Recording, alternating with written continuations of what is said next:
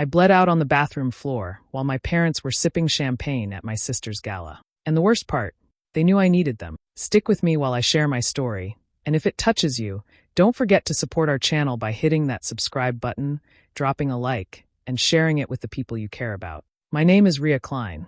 I've always been the quiet one in my family, the middle child, the one who never caused trouble, never needed attention. My older sister, Celine, was the star. She was beautiful, confident, and always knew how to make people love her. My parents adored her like she was made of gold. Everything revolved around her: her school events, her birthdays, her career, and now her engagement gala. The night of the gala, I wasn't feeling well. I'd been lightheaded all day after accidentally cutting my hand earlier that morning while cleaning a broken vase. It wasn't deep, but I felt weak and dizzy. When I told my mom I didn't think I could go, she sighed in frustration and said, "Fine, but don't ruin the night with calls or drama, okay? I'll check on you later." Then they left, all dressed up and smiling, ready to celebrate Celine's big night. The house felt quiet, too quiet. I tried to eat something but felt nauseous. A few hours later, I went to the kitchen to grab water. My legs felt shaky. I must have stepped on something sharp because I heard glass crunch and felt a sting in my thigh. When I looked down, I saw blood running down my leg. I must have missed a shard from the broken vase.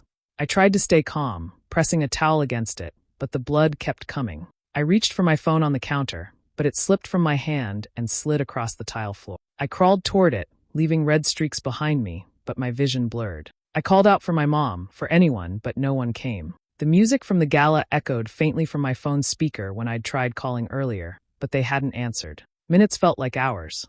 The towel was soaked. I could barely move. I remember staring at the ceiling light, thinking how unfair it was that my parents were laughing, smiling, probably bragging about their perfect family, while I was lying there bleeding. My chest felt heavy, not just from pain but from something deeper, realizing that they never really cared about me the way I cared about them. I whispered Celine's name once before everything went dark. When I woke up later, the light was harsh and white. I was in a hospital. A nurse told me a neighbor had found me after hearing a noise and seeing the kitchen light on for hours. My parents, they hadn't even noticed I was missing until the hospital called. That's when I knew something inside me had changed forever. That night, they didn't just forget me, they lost me. The sound of monitors beeping pulled me out of a heavy sleep. A sharp smell of disinfectant filled the air. I tried to move, but my body felt weak, my leg wrapped tight in bandages. A nurse leaned over me, her face kind but tired. She said I'd lost a lot of blood, and that a neighbor had found me just in time. I tried to process her words, but everything felt distant, like I was underwater. I turned my head toward the window. Morning light was slipping through thin curtains. I wondered how long I'd been there, how close I'd come to never waking up. A quiet panic spread through my chest. I asked if anyone had called for me. She nodded and said my parents were on their way. For a moment, I felt relief. Maybe they'd finally realized how badly they'd hurt me. The door opened, and my parents walked in, dressed like they had come straight from a photo shoot rather than a hospital. My mom's face was tight with irritation, not concern. My dad didn't even look at me before asking the nurse how long I'd be taking up space. When the nurse left, the silence in the room grew heavy. My mom crossed her arms and said, "You couldn't wait one night, could you?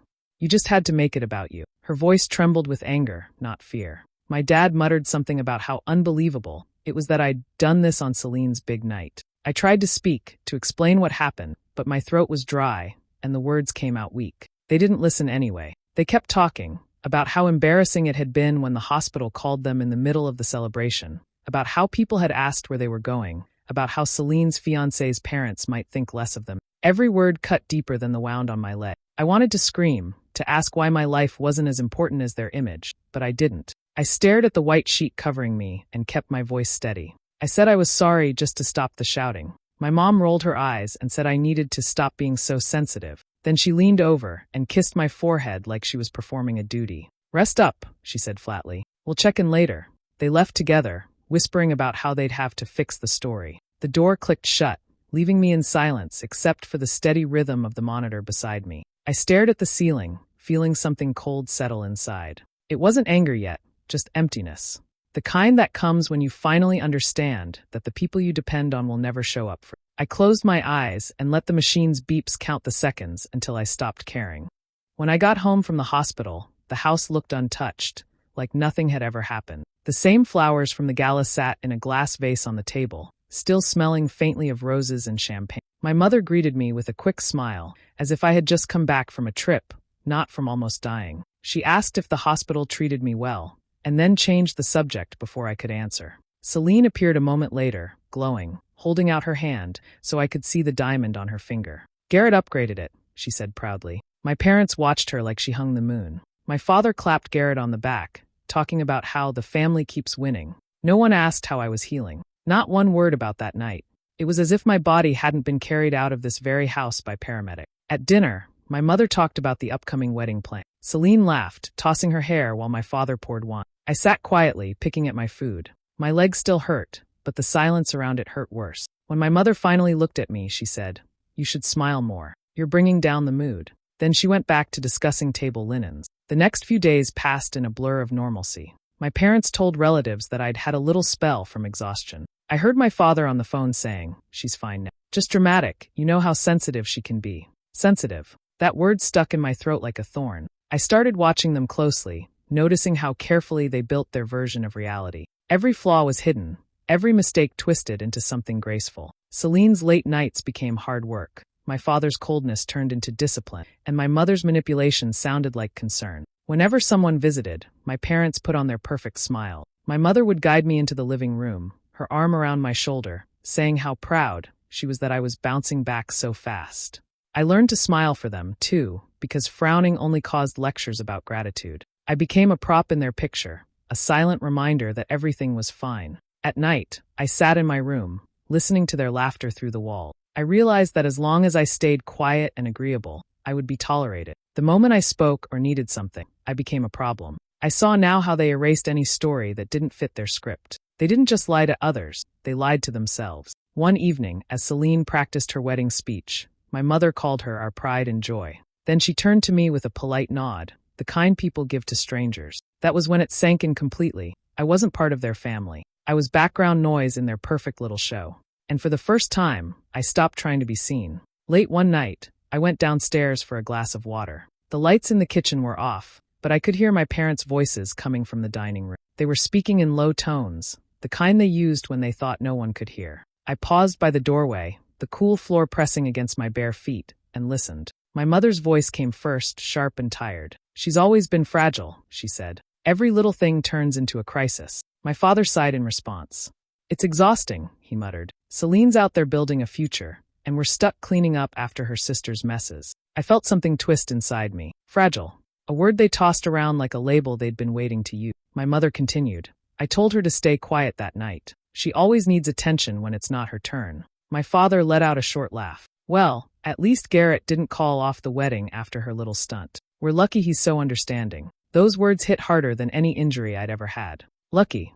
As if my nearly dying had been an inconvenience they were forced to explain away. I leaned against the wall, breathing quietly, afraid they'd hear me. They went on, rewriting the story in real time. My father said, "We'll tell people she had a health issue. No need for drama." My mother agreed quickly, saying, "Exactly. We can't let this ruin Celine's reputation. People will think she comes from instability." Their concern wasn't for me. It was for how I made them look. I stood there for a long moment, gripping the edge of the counter to stay upright. My legs still ached, but the pain in my chest was sharper. I thought about the nurse who'd saved me, about the quiet kindness of a stranger who cared more for me in one night than my own parents ever had. I wanted to walk in and confront them, but I didn't. Instead, I slipped back up the stairs, every creak of wood feeling louder than it should. In my room, I sat on the edge of the bed, their voices still echoing in my head. Fragile, attention-seeking, a liability, each word carved into me like a mark that would never fade. I looked at my reflection in the mirror,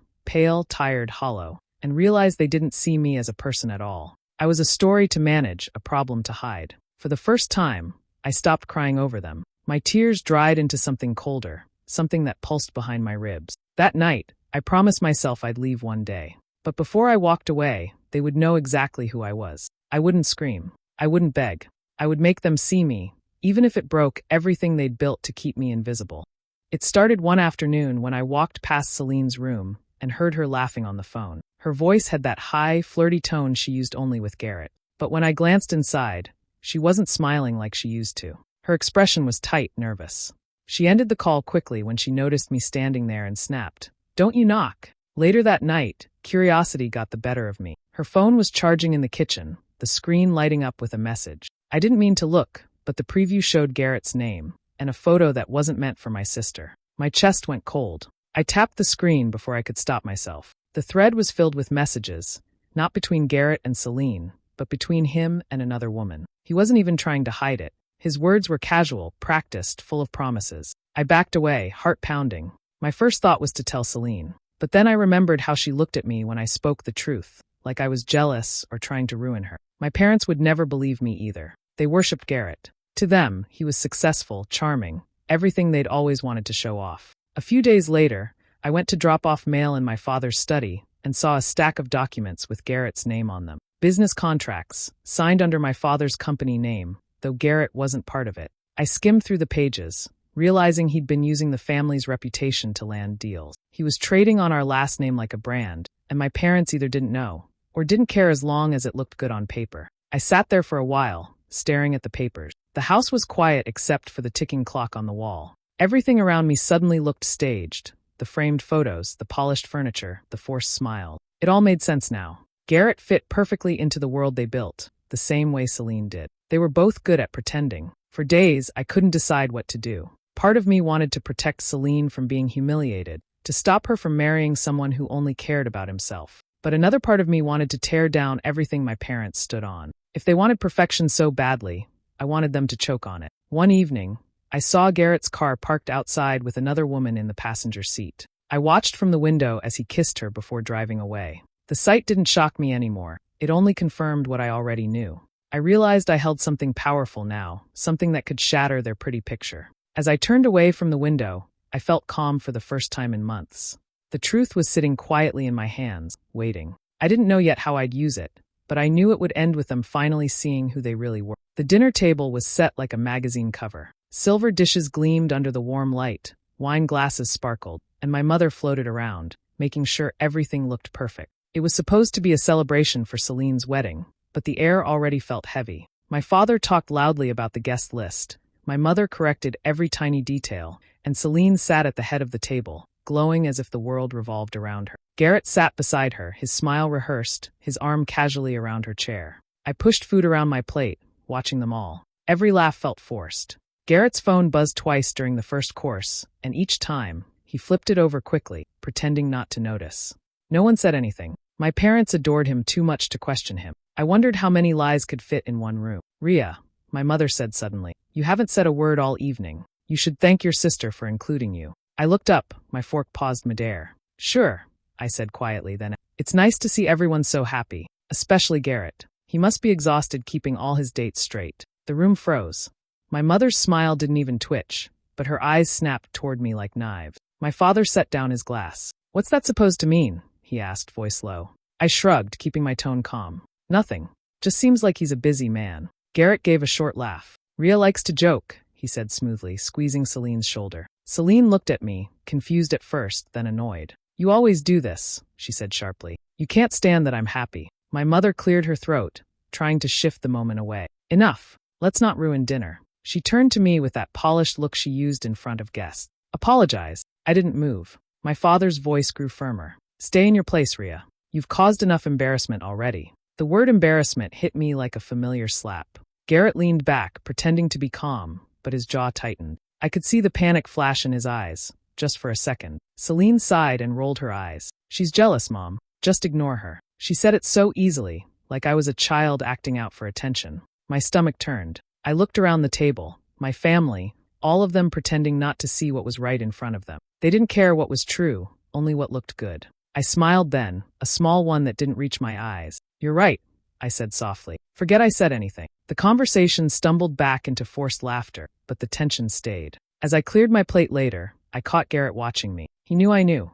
I let him see the calm in my face, the promise that I wasn't finished. That night, lying in bed, I made my decision. If they refused to believe me, I'd make them see everything at once. No denials, no hiding, no escape. The night of the wedding gala arrived with glitter and noise. Cars lined the street, and lights poured from the windows of the same hall where my family had once left me behind. I stood across the street for a long moment, staring at the building. Music drifted through the doors, soft and polished, like everything my parents loved. I hadn't been invited, but that didn't matter. I wasn't there to celebrate. I was there to end the act. Inside my bag, tucked between folded papers, were the things they all thought would stay buried. Screenshots of Garrett's messages, recordings of his late-night calls, and copies of contracts linking him to my father's company. Every piece told the story they tried to hide, the one that had nearly destroyed me. I walked through the entrance as if I belonged there. No one stopped me. They all assumed I was part of the family's guest list. The chandeliers glittered overhead, and guests floated through the room in elegant clothes, faces full of admiration. At the center of it all stood Celine, radiant in white, her arm wrapped around the man she thought she knew. My mother was nearby, whispering to a group of women, her voice light and charming. My father laughed with Garrett's business partners, his hand resting on a glass of wine. The sight of them together tightened something inside me. Months had passed since that dinner, and none of them had reached out. They'd moved on as though I'd disappeared. I moved through the crowd, unnoticed, listening to their laughter, their lies. My hands didn't shake. The fear was gone now, replaced by something steadier. I found an empty seat near the back of the room and watched the stage where the speeches would begin. The same stage where they'd toasted Celine's engagement. The same stage that had once marked the night I almost stopped breathing. A waiter passed by with champagne. I took a glass, more to blend in than to drink. Across the room, Celine caught sight of me. For a second, her expression faltered, confusion flashing in her eyes. Then she turned away, pretending I wasn't there. My mother noticed too. Her smile froze, just for a moment, before she forced it back into place. I set the glass down, opened my bag, and felt the edge of the small recorder in my hand. Garrett's voice filled my memory, bragging about his deals, about how easily he'd fooled them all. I didn't need to replay it now. I knew every word by heart. When the lights dimmed for the toasts, I rose from my chair and began walking toward the stage. Each step echoed against the polished floor, blending with the slow swell of music. I could feel their eyes turning toward me one by one, first curious, then uneasy. I stopped just before the microphone. My mother's face drained of color. My father's jaw tightened. Garrett's smile faltered. Celine's bouquet trembled in her hands. I took a breath and said quietly, "Let's talk about what really brought everyone here tonight." The room went still when I reached for the microphone. My voice sounded calm, almost too calm. Before the speeches, I said, "I think there's something everyone here deserves to hear." A murmur swept through the tables. My mother stood halfway from her seat, shaking her head slightly, her perfect smile cracking at the edges. Garrett froze beside Celine, his arm tightening around her like he could shield himself behind her dress. I pressed the small recorder in my hand. A click, then Garrett's voice filled the room through the speakers. His tone was cocky, careless. "Her family's name opens every door. I don't even have to try anymore. Once I'm in, I'll flip the deals and move on. She'll never know."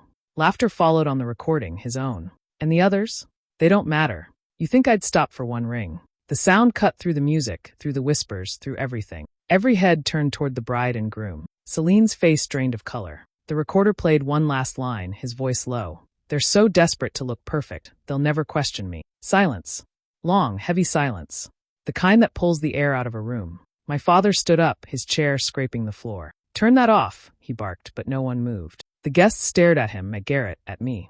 I set the microphone down slowly, letting the recording play to the end. Celine swayed, eyes unfocused, and then her knees gave out. Garrett reached for her too late, the bouquet scattering across the floor. Gasps rippled through the crowd as someone called her name. My mother rushed forward, kneeling beside her, but her face was no longer composed. The mask was gone. My father's expression was pure disbelief, like the truth couldn't possibly exist in his world. I stood back, watching the chaos unfold, the guests whispering, Garrett trying to speak over them, my parents scrambling to regain control. Their perfect evening shattered like glass underfoot. My hand trembled, not from nerves but from something deeper, relief, release, finality. Garrett tried to approach me, his voice strained. "You don't understand." I didn't let him finish. "No," I said quietly. "I understand perfectly." My mother looked up at me, her eyes pleading now, but there was nothing left to give her. People began to leave, their polite smiles gone, their curiosity replaced with disgust. The whispers grew louder as they passed by.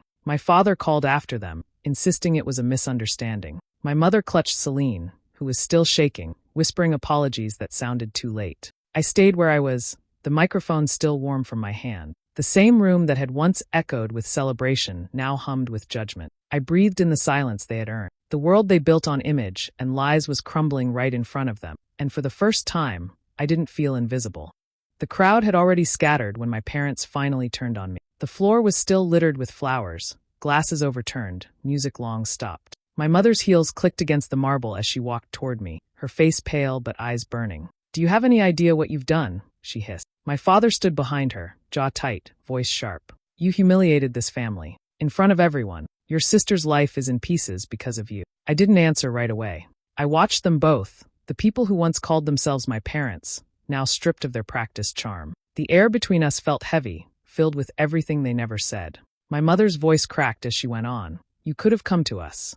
You didn't have to make a scene. You destroyed everything we worked for. That was when something inside me gave way. I looked straight at her and spoke evenly, without shaking. Everything you worked for, I said. All those years pretending we were perfect, pretending I didn't exist unless it made you look better. You didn't care when I needed help. You cared when I made you look bad.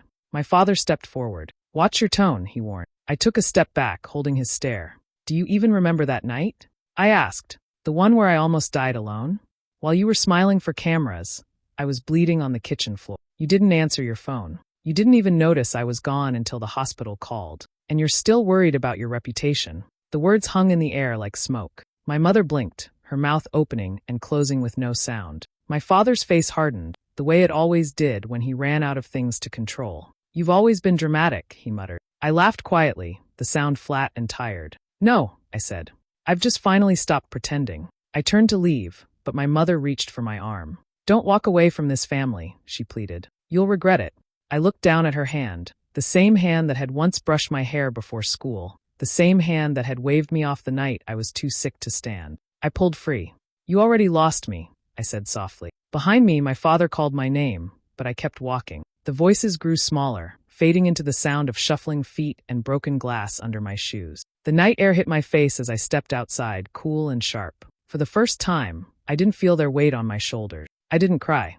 There was nothing left in me to grieve. Their world could collapse behind me, and I wouldn't turn back to watch. I had spent my whole life trying to belong in a family built on appearances. Now, I was done being their invisible daughter. I was finally free, completely, quietly free. The ocean was the first thing I heard when I woke each morning. It was a soft, steady sound, nothing like the noise I'd grown up with. The small town where I'd settled was quiet, tucked between cliffs and weathered docks. My apartment overlooked the water, and the salt in the air had already started to cling to my window pane. It felt like starting over on a blank page. No names, no expectations, just the sound of waves and my own breath. I found work at a small bookstore near the harbor. The owner, a gray-haired woman named May, never asked questions about my past. She only told me where the coffee was and which shelf needed restocking. The simplicity of it felt like a gift. I spent my days surrounded by quiet voices on paper instead of raised ones at dinner tables. Every evening, I walked along the pier, watching the light fade across the water. There were moments when memories tried to pull me back. My mother's cold stare, my father's warnings, the weight of Celine's wedding ring glinting under the lights. But the sea drowned them out. The silence I'd once feared now felt like safety. Nobody expected me to smile or explain. I could exist without performing. Months passed, marked only by the change of seasons and the smell of the tide. One morning, I came home to find an envelope slipped under my door. My name was written in handwriting I knew instantly. Celine's. I sat at the table for a long time before opening it. Inside was a single sheet of paper, folded twice. Her words were uneven, like she'd written them through shaking hands. You were right. I wish I'd listened. That was all. No apology, no questions, no excuses, just that. I read it again and again until the ink started to blur where my fingers touched. I thought about replying, maybe telling her I forgave her, maybe saying nothing at all. In the end, I folded the letter carefully and placed it in the drawer beside my bed. It wasn't anger that stopped me from writing back. It was understanding. There was nothing left to fix. The truth had already done its work. That night, I walked to the edge of the dock. The sky was low, painted with the color of dusk. The waves moved beneath me, constant and alive. I breathed in the salt, the wind, the quiet. For so long, my life had been filled with noise, defending, explaining, waiting for someone to see me. Here, I didn't need to be seen. I only needed to be. I went home, left the windows open, and let the sea air fill the room. The letter rested in the drawer, untouched, like a memory that no longer hurt. My peace hadn't come from proving anything or winning some invisible war. It came from walking away and meaning it. For the first time, silence didn't feel empty. It felt like freedom. Hey besties. Thanks for staying with me through this wild story. Imagine nearly losing your life while your parents partied, then being blamed for it. Crazy, right? But sometimes walking away is the only way to find peace. If this story hit your heart, don't forget to like, share, drop a comment, and subscribe for more real emotional stories. See you next time, and take care of your own peace. Bye.